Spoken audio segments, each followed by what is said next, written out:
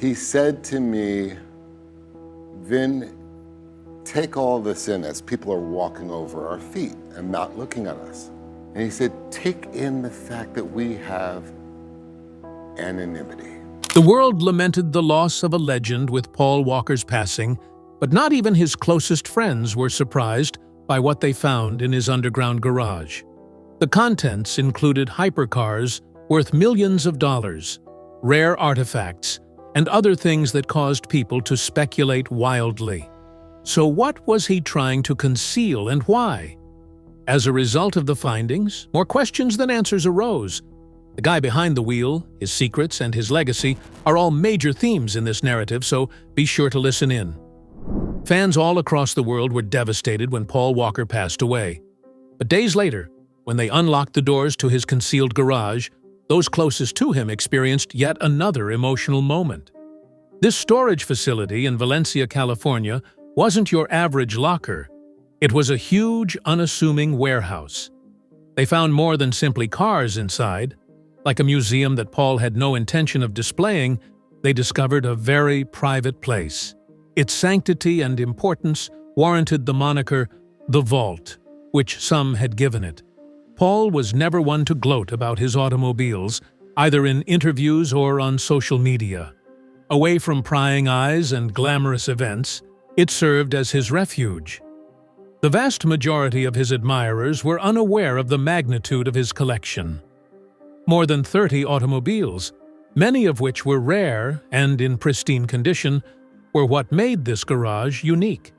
It was evident that this wasn't created for prestige. It was built with enthusiasm, featuring American muscle, European exotics, and Japanese imports. These devices were second nature to Paul. Beyond simply owning them, he truly comprehended them.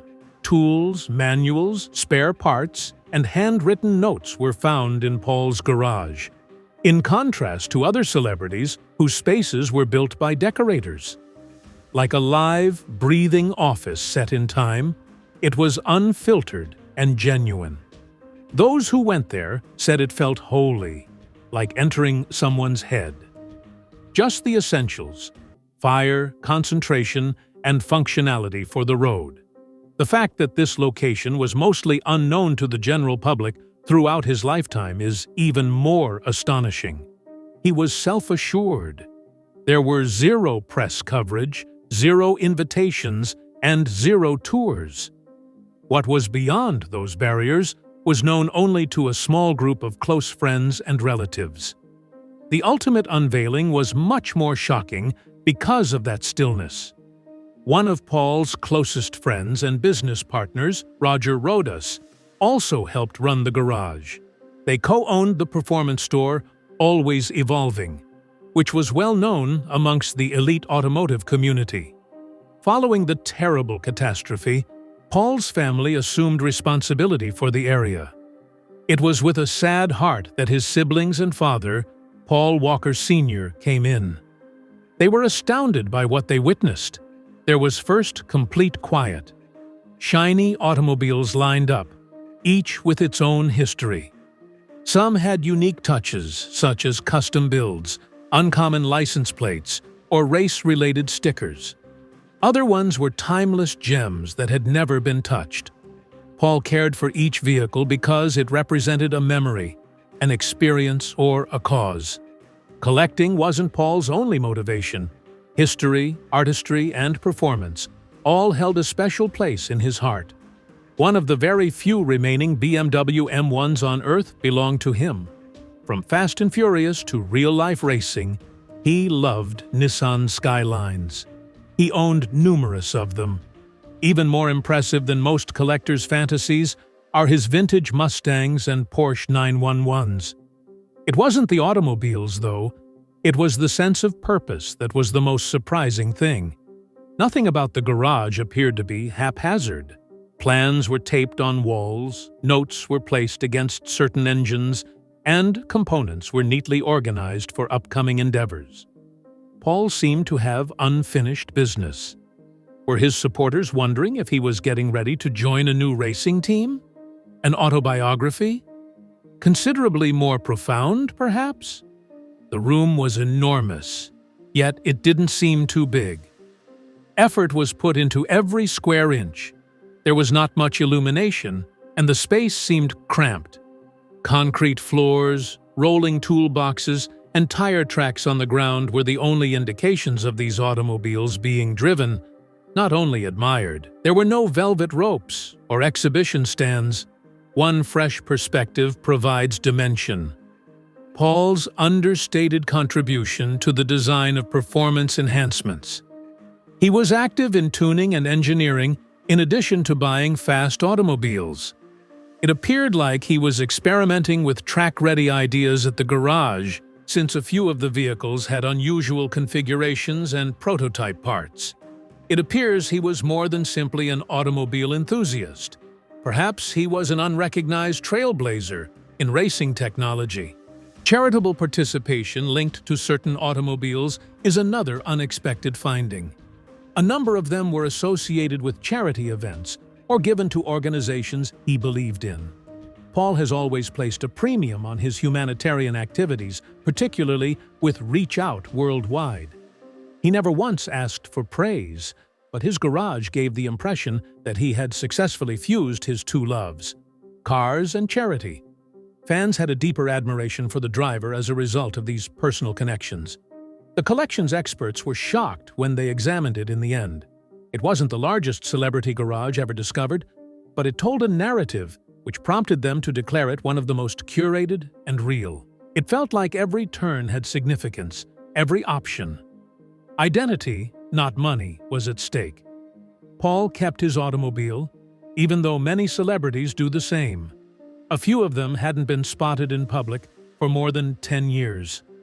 A lifetime of refined taste, unwavering patience, and pinpoint accuracy went into this.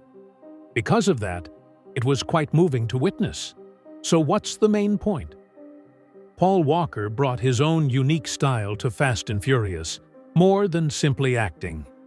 Discreetly, on purpose, and with an honesty that is unparalleled.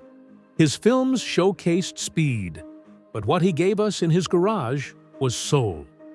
This, however, was only the start.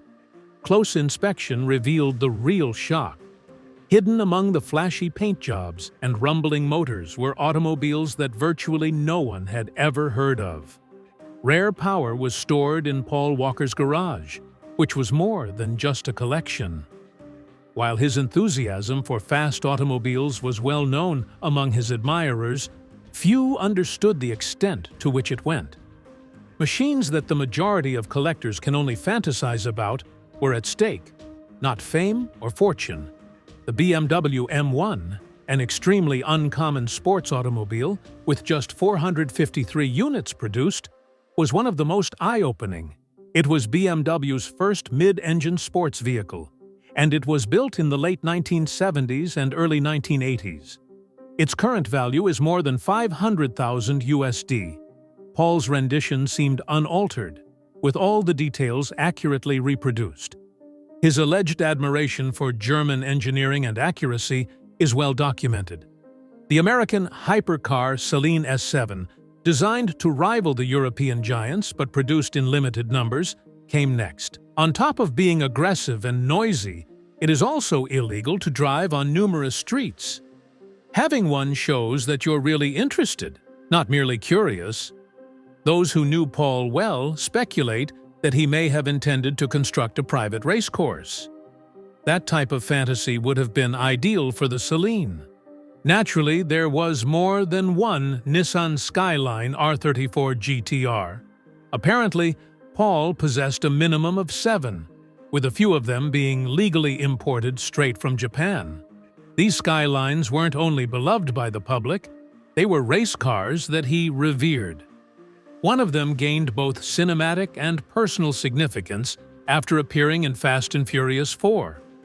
Off the record, you'll find a few with changed engines and unique builds.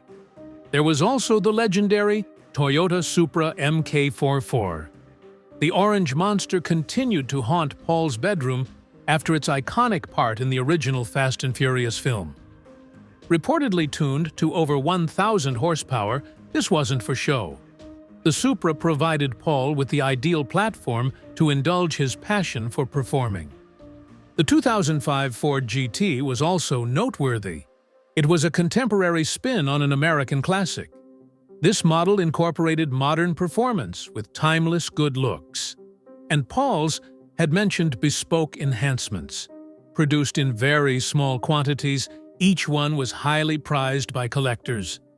Distinct wheels and an altered exhaust system made his model stand out. Once again, this demonstrated that his taste extended beyond acquiring the most recent. It was about creating something unique. A number of vintage Chevrolets and custom-built Porsche C911s were also housed within the garage's walls. Although Paul did not own the Porsche Carrera GT, his last ride, he did own a number of previous 911 models, some of which had race-inspired modifications. Parts, tools, and configurations that were unique to each one were neatly stored nearby. Along with repaired and modified Camaro SS, Nova, and Bel Air Chevys, he also had old Chevys. His love of speed and history were both reflected in these automobiles. Wilder information were disclosed by insiders. A technician once remarked that certain engines were outfitted like NASA, complete with sophisticated tuning software and uncommon components. Not all projects were street legal because of their complexity. There were a few of vehicles with undisclosed modifications. Nobody except Paul understood their true capabilities. This demonstrated his true hands-on nature, since he was always exploring new ideas behind the scenes. Unconfirmed but widely circulated rumor has it that Paul had preliminary discussions with Nissan before to his passing. Combining R34 styling with contemporary technology, he aspired to contribute to the creation of a limited edition Skyline homage. Meetings, drawings, and ideas from the beginning were hinted to by many business acquaintances. Supposedly, he went so far as to purchase spare components for use in trial constructions. He was concerned with more than merely collecting. He was considering the project's influence in the long run, even if it never got off the ground. The significance of each vehicle, rather than their monetary worth, was what set this shop apart. There was a greater purpose behind the purchase of these automobiles. They weren't acquired for show. Who Paul was and what he valued was revealed in every detail, upgrade, and location. Because of this, the following part of the garage discovery story, which dealt with engines and memories, was even more poignant. When people thought of Paul Walker's garage, they imagined high-end imports, muscle vehicles, and turbocharged Fast and the Furious legends. Underneath the gleaming hoods and thunderous engines, though, was a different tale. Almost nobody ever watched it. A guy whose heart's desire extended beyond mere velocity lay scattered among the engine components and tool chests. Prizes were not in the form of large, showy objects like framed movie posters or golden statues. Having saying that, the room conveyed a subtler narrative. The leather on the driving gloves was broken from storing so many old pairs in the drawers. In the corners, a stack of worn and scratched custom racing helmets rested. Dog-eared and littered with handwritten annotations were Paul's behind-the-scenes Fast and Furious screenplays. Stacked aside, accumulating dust, were plenty of checks connected to retail deals and charitable engagements. He had money, but he never let it consume him. Instead, he prioritized giving back. One of the most intriguing aspects of the garage was the walls, not the automobiles. They were lined with framed images from disaster zones rather than red carpet recollections or portraits of renowned individuals. In them, Paul wasn't a movie star. He was a colleague who supplied earthquake-stricken regions, consoled families in cities devastated by fire, and helped reconstruct communities struck by tsunamis. Nothing in the news, just activity. Rather than being taken with the intention of becoming famous, these photographs revealed his true feelings. Reach out worldwide, an organization Paul founded to aid victims of natural catastrophes, was pivotal to this existence. Uncovering a rugged off-road response vehicle bearing the designation Disaster Response Unit was the ultimate find in the garage's rear. Not only was it aesthetically pleasing, but it also served as a vital tool with its ample supplies of gasoline, first aid supplies, and emergency radios. Its real use resulted in life-saving outcomes. It was in usable condition despite being rather dirty and scuffed. In addition to fixing automobiles, Paul used the garage as a base of operations, where he would plot missions and issue directives to aid those in need. The narrative of Paul became increasingly convoluted when word got out about an unusual notepad. He allegedly kept a dream log with detailed ideas for future automotive ventures, travel itineraries, and heartfelt messages to his daughter Meadow. Even though no one ever came out and said the notebook actually existed, followers continued to believe it. More than any acting part, the notion of Paul recording his visions during peaceful moments touched people's hearts. The focus shifted to the guy, elevating him from the status of a celebrity to that of an ordinary citizen. The discovery of hard disks in the garage further complicated matters. Paul and his co-stars' inability to control their laughter in unscripted moments, prank movies, and other raw behind-the-scenes footage from the Fast and Furious sets was the talk of friends and family for hours. In tribute films that came out later, fans got a rare glimpse of Paul Walker in his natural, kind, and hilarious state. No editing or staging was done to these clips. They focused on the driver rather than the performer. The most tragic discovery, though, may have been made in one of his own vehicles. A tiny toy car, still in its original packaging, resting on the dashboard. It was reported by those who knew him well that Meadow had given it to him when she was a small girl. For a long time, Paul ignored it. There was no luxury vehicle in the garage that could compare to that little toy, which was worth more than a few bucks.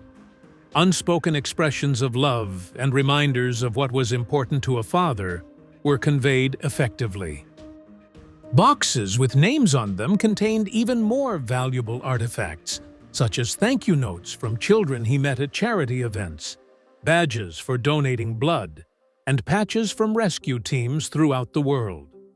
The names of disasters were written on some of the bags: help for the Haitian earthquake, recovery from the California wildfires, and aid for flood zones in Southeast Asia. Dirty and worn from field usage, these weren't something to collect. With each object came a tale of a hero who stepped up when everyone else had given up.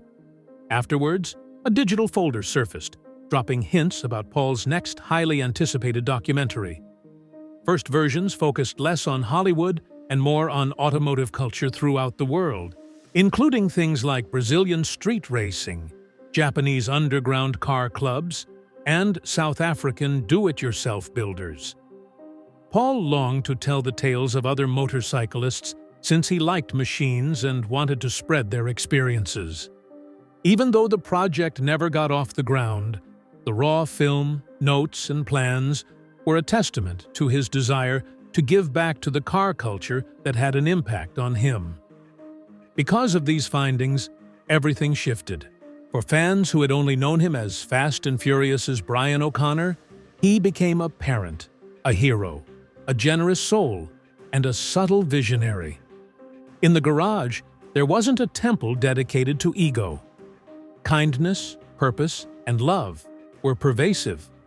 As news of these discoveries spread throughout online communities, discussion boards, and fan sites, the web went absolutely bonkers. People who had met Paul recounted instances in which he had been helpful, had spoken kindly, or had snapped pictures of them without making a fuss. Some people knew there was more to his films than just action, so they viewed them again with a new appreciation. The more information that was divulged, the more for fans to think about. A foray into Paul Walker's soul developed out of curiosity for a collection of vintage automobiles. As the fans dug further, they discovered that the most prized possessions weren't beneath the hoods, but rather concealed in drawers, affixed on walls, stored in files, and discreetly transported. Rumors about hidden truths are only starting to circulate. Online speculation about Paul Walker's death continues unabated, with hypotheses ranging from buried wills to illicit imports and last-minute swaps. Concerning his imported Japanese vehicles, there has been an ongoing urban legend. Some of his admirers think he registered cars that shouldn't have been on American roads by using VIN swaps. His Nissan Skylines are at the heart of the hypothesis. These vehicles are not authorized for importation. Paul may have taken use of legal loopholes to import fantasy automobiles to the United States, according to automotive message boards. Speculation persists due to the absence of public documents, which cannot be proven. Another idea was bolstered by the lawsuit that Meadow Walker brought following Paul's death. Claiming that the Carrera GT he was riding in when he died was defective and dangerous, she filed a lawsuit against Porsche. However, there were those who stated Paul had worries about the vehicle even before the crash. He allegedly forewarned his closest associates about the Porsche's numbness behind the wheel. It makes you wonder if he rode in it out of genuine faith, or if he was simply being kind. Then there's the final ride idea, which casts doubt on Paul's reported presence in that vehicle. According to internet investigators, a different vehicle was originally going to be used for the test drive, but a last-minute change was made due to mechanical issues. Paul and Roger Rodas allegedly collided with the Carrera GT in an unforeseen fashion. Was it unfortunate timing or fate? According to some who argue, this fact transforms our understanding of the accident. To this day, it's still a hot topic among fans. Paul allegedly gave his family detailed instructions on how to use his garage in the event of his untimely demise, according to another rumor. Not everyone agrees that they were just suggestions. Others saw them as detailed instructions for parting with certain cars. Rumor has it that his brother Cody took those instructions to heart and helped transform the garage into a reach-out worldwide fundraiser. After his departure, a number of rare automobiles were auctioned, and the money raised went to a good cause. Although no formal will has been disclosed, the actions that followed appeared to have been meticulously orchestrated. Paul was supposedly working on a documentary on cars, according to one fan idea. According to them, the computer files, cameras, and gear found in the garage belong to this clandestine effort. In an effort to learn more about automotive culture throughout the world, Paul plans to visit garages, track days, and custom vehicle shops. While we still don't have the whole screenplay or any film, we do have snippets of Paul in the editing room. His admirers contend that he intended for the garage to serve as a museum showcasing his devotion as much as a studio. A more contemporary explanation proposes the use of a private vehicle vault leased under an assumed identity. This rumor claims that Paul hid his extremely rare automobiles in a secure location, away from prying eyes. Many of his admirers have pointed out that his public collection has no images of models. Some think of them as financial vehicles, while others see them as valuable personal possessions. The concept adds another element of mystique, but no concrete evidence has surfaced. The documents of the sale also revealed another surprise. Some of Paul's associated cars turned up for sale under other names, making admirers question whether he was secretly assisting pals with their collection building. Each of these vehicles bore Paul's distinctive markings, whether they were notes, signatures, or tuning standards. He may have stayed under the radar by riding shotgun with others. Paul wasn't only collecting, he was developing a network, as these auction listings further cast doubt on the extent of his influence in the automotive industry. Paul may have intended to construct an educational public automobile museum, according to an obscure notion. He supposedly intended to utilize the garage as a classroom to educate children about philanthropy, motors, and mechanics. Files on digital devices included designs and prototypes of exhibit-style displays. Even though it was incomplete, the idea mirrored his wish to give vehicles a sense of meaning. Their plausibility is the key that unlocks the mystery of these rumors. Car culture was Paul Walker's lifeblood. He was more than simply a movie star.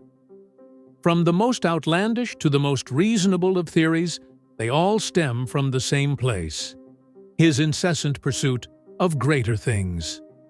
Believe it or not, these rumors keep viewers interested and wondering. With all the tools, memories, and perhaps undiscovered secrets housed inside, they have transformed Paul's garage into an almost legendary place. New details emerge as time goes on. Artifacts pop up at auctions, images circulate online, and fan theories develop. It appears that the confirmation of these secrets is no longer relevant. What counts is the legend they've contributed to creating. Paul Walker's garage is now a symbol of his extraordinary life, representing more than just a collection to many. They discovered more than just strength. They felt the beating heart of a man whose love had no bounds. Paul Walker's garage remained active and noteworthy even after his passing. It evolved into something far more significant than an individual's automobile collection. Even though it wasn't for financial gain, Paul did sell off many of his prized possessions at auction, including his legendary Nissan Skylines, Toyota Supras, and vintage muscle cars. Paul was incredibly kind, since all of the money were donated to charity. A life motivated by compassion and speed, his garage became a potent symbol of it. Paul's vehicles were the talk of auto exhibitions throughout the country. People now admired them for more than simply their performance or design. They now prized them for the emotional impact they had. Whenever the engine turned over or the hood shimmered, the driver was always on the minds of the fans. He was a heart-pounding adrenaline rush. Not only did people come to view the automobiles, but they also wanted to feel closer to Paul. A traveling monument, his collection had undergone a metamorphosis. One of Paul's younger brothers, Cody Walker, assumed responsibility for carrying on the family name. The worldwide automotive extravaganza Fuel Fest, which he co-founded, brings together fast cars and charity. Paul has a vision for the positive impact that automobiles can have, and Fuel Fest is his way of celebrating that goal. At these events, fans have an exclusive opportunity to touch and engage with Paul's real automobiles, which is a once-in-a-lifetime opportunity. Cody is not stuck in the past. Instead, he is continuing Paul's passion for vehicles and people. Reach Out Worldwide, Road W, which Paul also established, is still going strong. Auctioned autos raised money for disaster operations throughout the world. Many disasters, including earthquakes, hurricanes, and wildfires, have left Row W villages in need of assistance. A movement on a grand scale emerged from what started as an idea in Paul's garage. As a symbol of optimism, even his off-road disaster response vehicles are remembered by fans. Garage music has legions of devoted followers who are always thinking of new ways to celebrate the genre. A lot of people have taken images of what appears to be Paul's workstation and posted them online, complete with pegboards, tool arrangements, and lighting. Some even went to the trouble of recreating his signature paint jobs on homage vehicles. Even if they haven't seen Fast and Furious, newer generations may recognize Paul's name because of the racing games and simulators in which they participate. And they build vehicles based on Paul's designs. In Paul's mind, the garage was more than simply a spot to fix automobiles. It was a haven. He preferred places away from paparazzi and red carpets, according to many who knew him. He wasn't a celebrity there. He was only a guy who found solace in the buzz of machinery, sketched ideas on paper, and worked on engines. His personal life in that room reveals more about him than any acting part he has ever had. Paul had a significant impact on the next generation of mechanics and builders, which is not often acknowledged. More pupils are interested in vehicles because, to Paul's practical approach, which has increased interest in auto shops and trade schools. He was more than simply a quick driver. He had an appreciation for and knowledge of mechanics. The artistry and ability required to spin wrenches were on display in his garage. Many teenagers took up tools instead than phones after he set an example.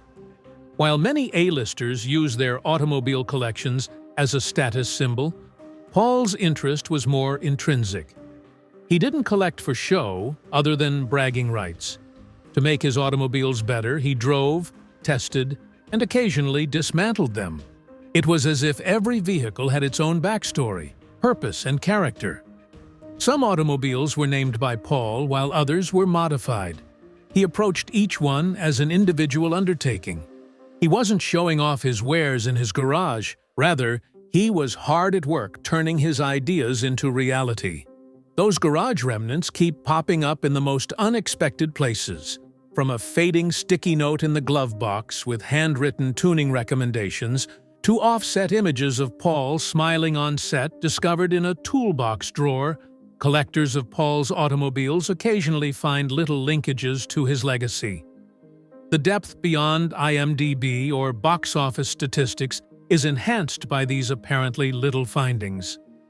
They portray a man who was unpretentious, passionate, and focused on what is important in life: his loved ones, his hobbies, and the little things. Paul Walker's garage will live on in infamy for more than only the rubber and metal it contained. It was a window into Walker's character. Not only did his memorial be subtly constructed there, but it was also the home of fast vehicles. Its impact, unity, and generosity endure, much like the guy who inhabited it. Much obliged for your time. Please subscribe, like, and share this video if you found it entertaining. For more incredible entertainment, click on the next video that appears on your screen.